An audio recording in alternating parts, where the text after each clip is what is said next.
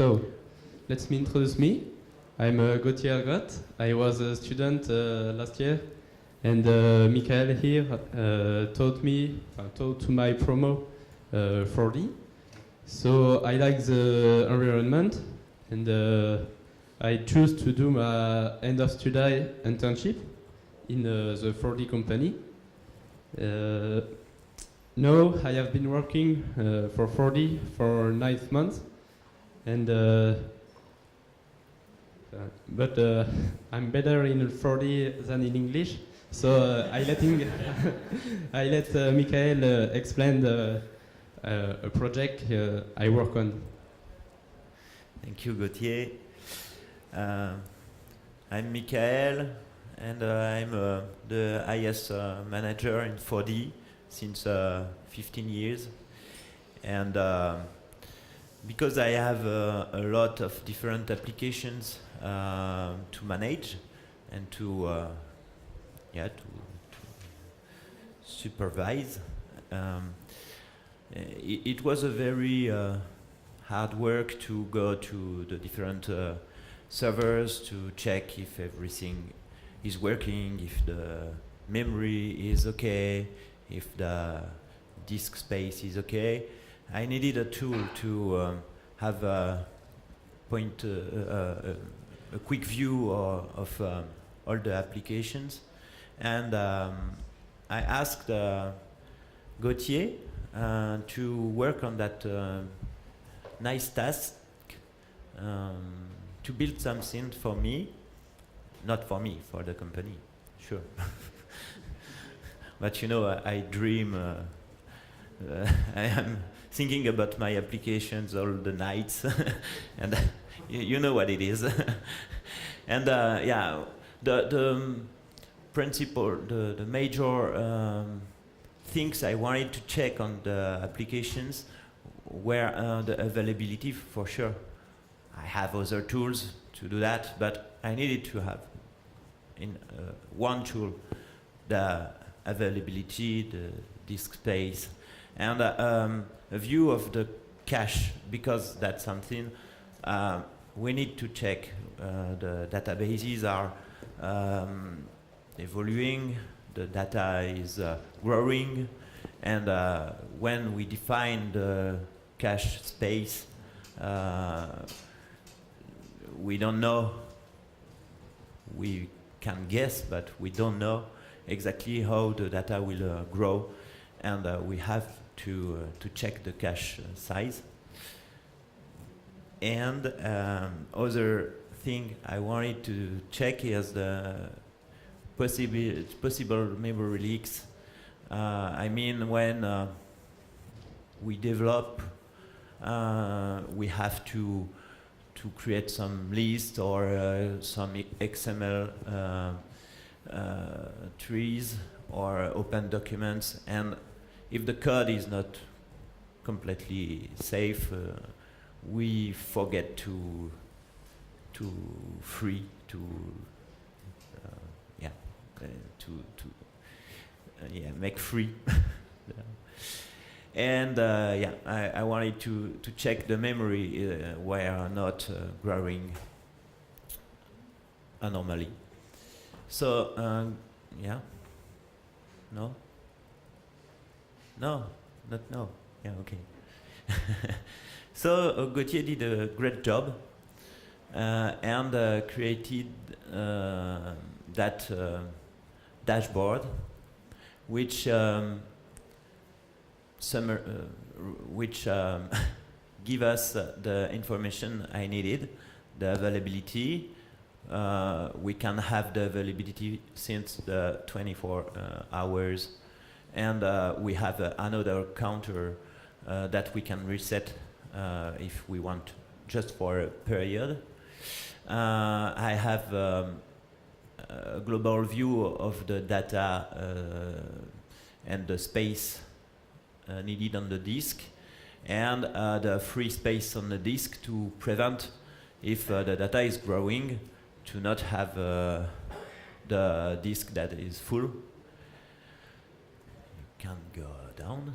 The memory stats, the cache size, the used cache size that makes easy to compare the physical memory size and the used physical memory. No, what I needed to say, used virtual memory. No, that's the used physical memory that I have to check to be sure there is no memory leaks. We have some graphs to see directly, really quickly, if everything is okay, and we have some line graphs to see the evolution.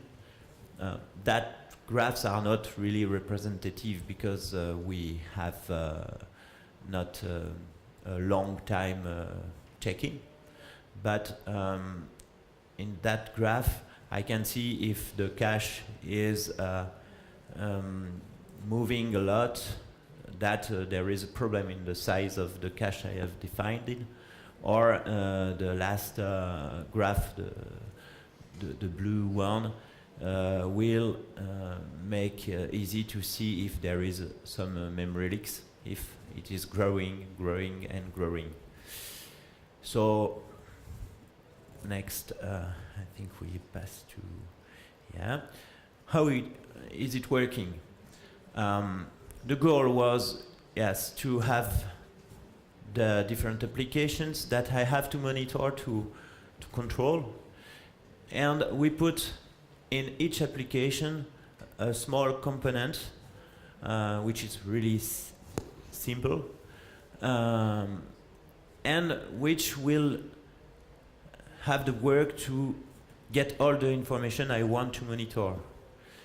We have another application to deploy or to launch on our computer, which is called For Dashboard, which is the interface you just saw before. And that For Dashboard will connect to the different Simon components to get the informations from the other applications. And you can access to the For Dashboard from a browser. When we say browser, we mean your desktop browser or your phone browser. That was the goal, to have the possibility to have that on the phone. Yeah, he told me you have to not forget to say that the connection between For Dashboard and the component is over HTTP, using the web connection. So, how to install that component? You know how to install a component in an application, but it is pretty simple. That component, you just have to add one line in the startup method, the startup or the server startup, and another method in the web authentication, which is the method that will answer the requests from the For Dashboard. The Simon init will define some different context, like the application name. We'll see later that we can add some things on that call. We will have a look on the Simon component.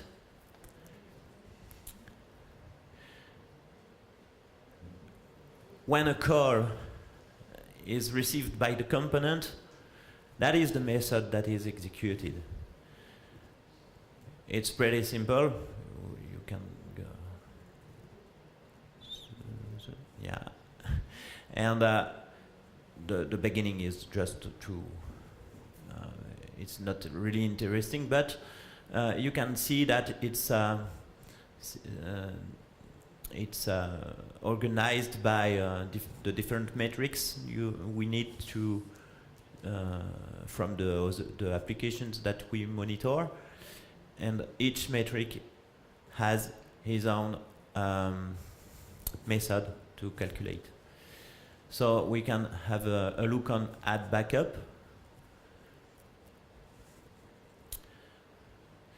that method will get information about the backups.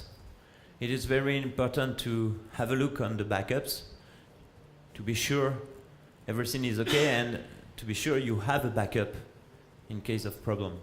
So we have some commands in 40 to get information about the backup, and we get the information and we build an object that will send back the information.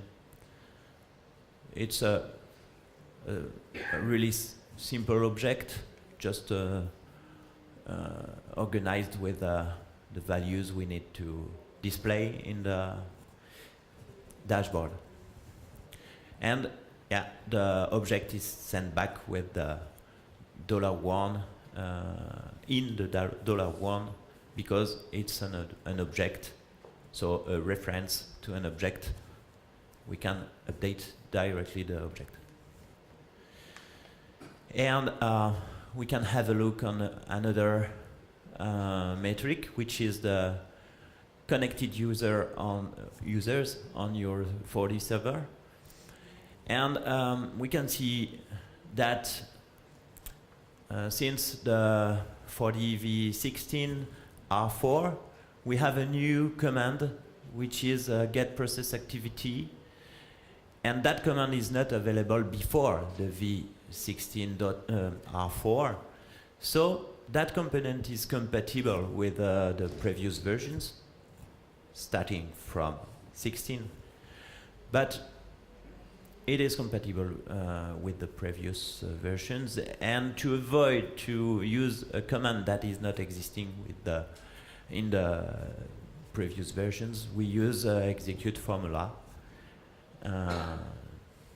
Yeah, that makes it working in all the versions. So it's important for you to see that, because if you would like to understand how it works, and if you would like to add metrics, maybe you will need that kind of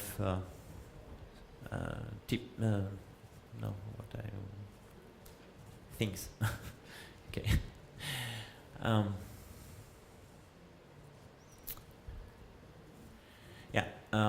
In the metrics that are already integrated in the Simon component, we have the connected 4D user that appears with the v16r4 with the get process activity, and some informations about the licenses that are available from the R4 too.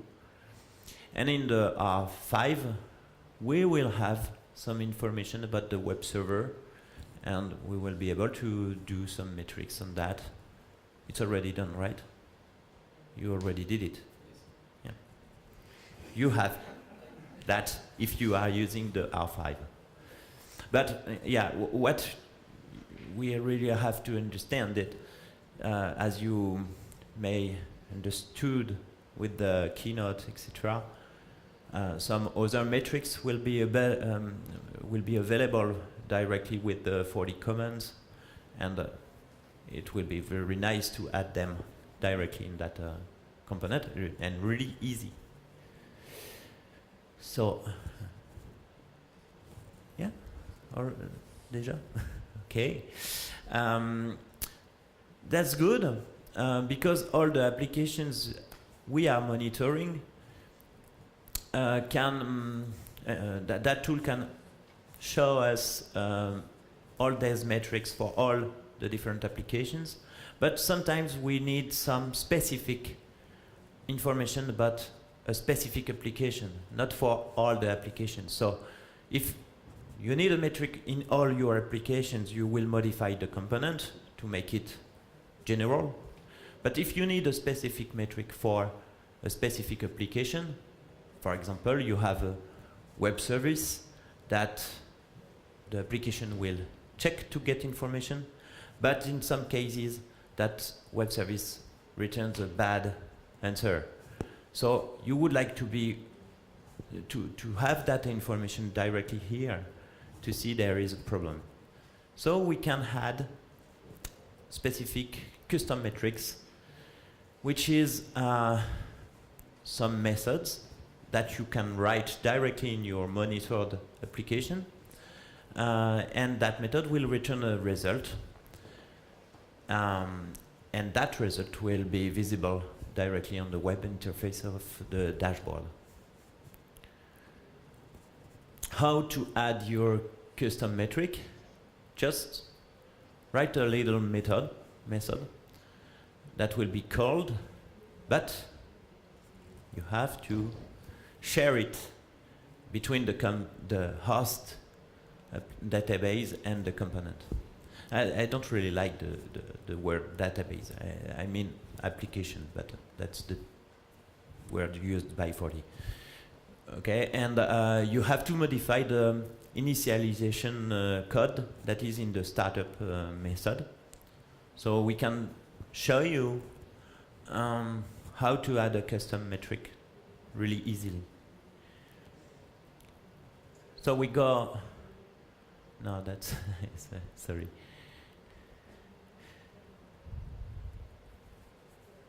We create a new method that is called with that name.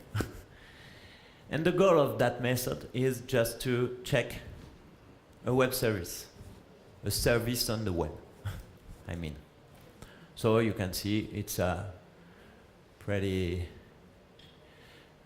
we are used to do that.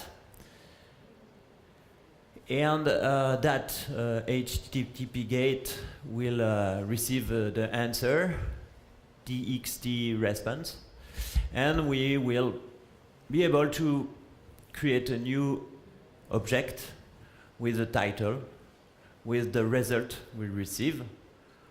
Sure, the HTTP gate can get a timeout, and the service could be unavailable. So we check the status, and we will build the object with the answer received. And we will return that object in $0. That is the method you have to write to do a custom metric. And that's the first step. The second step, we said before that you have to adjust your on startup call, the Simon init, because the Simon init is now just declaring the application code, which is what will identify your application in the dashboard. So now we will create an object that will define the list of custom metrics you want to check each time the component will be called by the dashboard. So Gautier is creating that object. You see that you have an object with the method name that will be called for that custom metric. And we add that new object to an array, the array of all the custom metrics. And we put that array in a specific object, specific for the metrics, in an entry called callbacks. So callbacks contains all the objects that defined the custom metrics.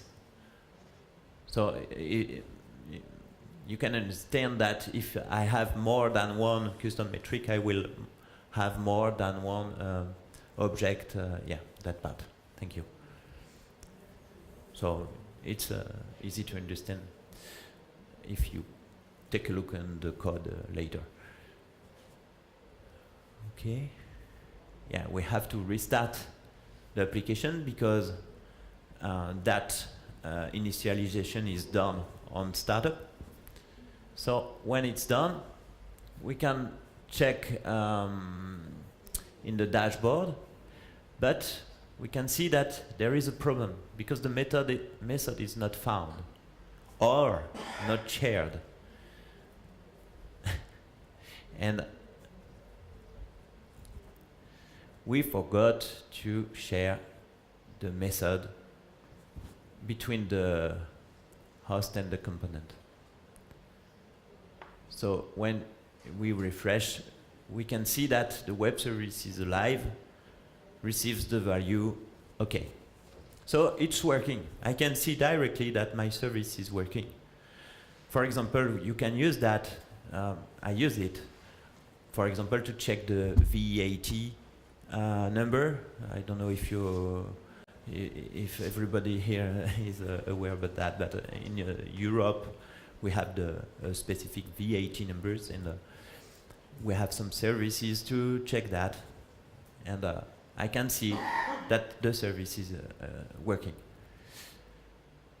But yeah, the problem, it's okay. It's like it's really nice, and I thank Gautier about that job. But what I need is to be warned when there is a problem that will occur, will happen, or that is happening, and I don't want to be to need to open the application to see it. So I asked Gautier to add a new thing, which is the check-ins. The check-ins, it's something automatic that will interpret, that will read the different metrics received, and will add some warnings in the web interface if there is a problem, and optionally send some alerts by emails. You can see an example here. That example is, the backup is too old. So there was a problem, a backup didn't succeed, and there is something to do. How to create the check-ins? Just by clicking on the checking button. And that's the check-in from yesterday. We will remove it. And you can add a lot of different types of check-ins, like checking the memory, checking the space available on the disk, checking the number of records in your tables. For example, if you can see that a big amount of records have been added or removed, that's not normal. It's not supposed to happen. So you can add that, you can have some things to remind you, I have to check if there is some Windows update to do. I do it every week, for example. And yeah, some information about the component itself. If it's too slow, maybe we have something to do. And you can add a custom check-in. The custom check-in is checking a custom metric. And for each check-in, you can define some, you can change the title if you want, and it's especially important for the custom metrics. And you can check, you can pass some parameters, and you have the description in bold, custom metric name different from var. The parameters are defined using an object, a standard object.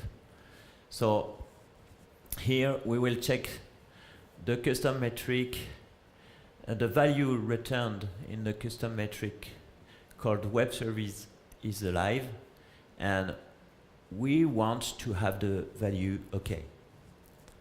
You can have 3 types of check-ins.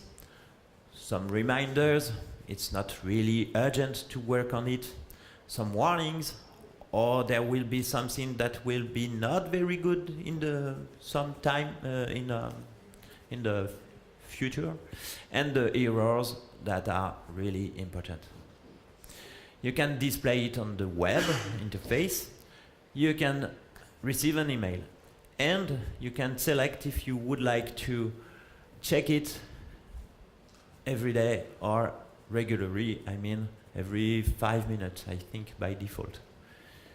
You create that check-in, and we will simulate that the web service is not responding, I think.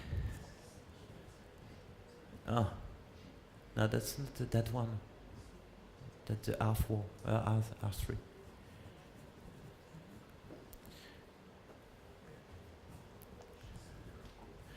And we refresh the metrics, and you can see that the check-in shows the error box because the answer was KO. I mean, the web service answered, but not the right answer. It's different than if the web service is not available. In that case, that the response will be different. So,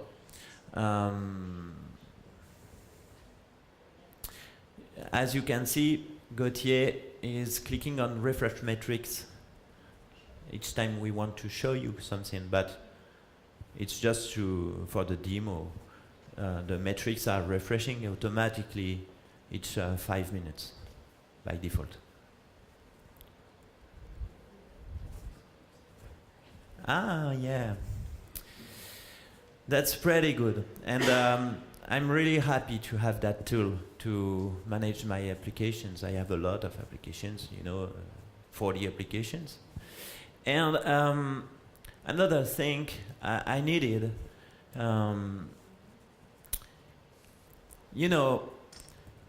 sometimes you are writing a code, and in that code you have an error that will never happen.